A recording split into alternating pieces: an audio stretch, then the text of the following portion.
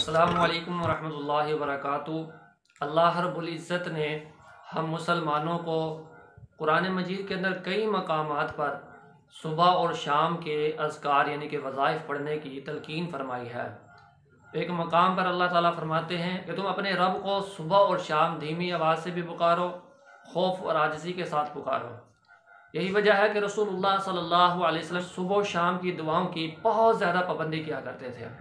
رسول اللہ صلی اللہ علیہ وسلم نے جن سے ہمارا محبت کا دعویٰ ہے، صبح و شام کی دعاؤں کو کبھی نہیں چھوڑا۔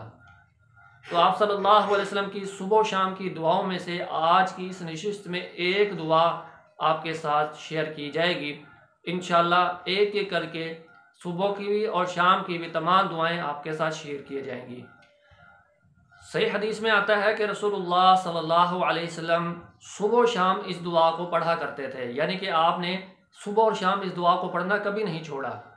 ترجمے پر غور کرنے سے یہ بات بالکل واضح ہو جاتی ہے کہ جو شخص صبح و شام اس دعا کی پابندی کرتا ہے، اللہ تبارک و تعالیٰ اس دنیا کی سب سے بڑی دولت جو کہ اخلاص ہے، ایمان اس کے بعد اخلاص، یہ اللہ تبارک و تعالیٰ شخص کو نصیب فرمائیں گے۔ دعا کیا ہے؟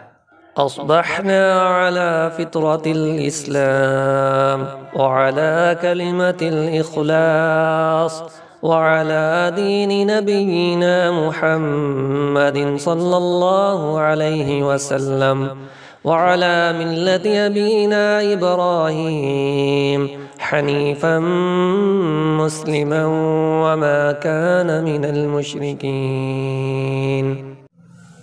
ہم نے فطرت اسلام اور کلمہ توحید پر صبح کی ہے اور نبی کریم صلی اللہ علیہ وسلم کے دین پر اور اپنے باپ ابراہیم علیہ السلام کی ملت پر صبح کی ہے، جو یک طرفہ مسلمان تھے اور وہ اللہ کے ساتھ کسی کو شریک کرنے والے نہیں تھے۔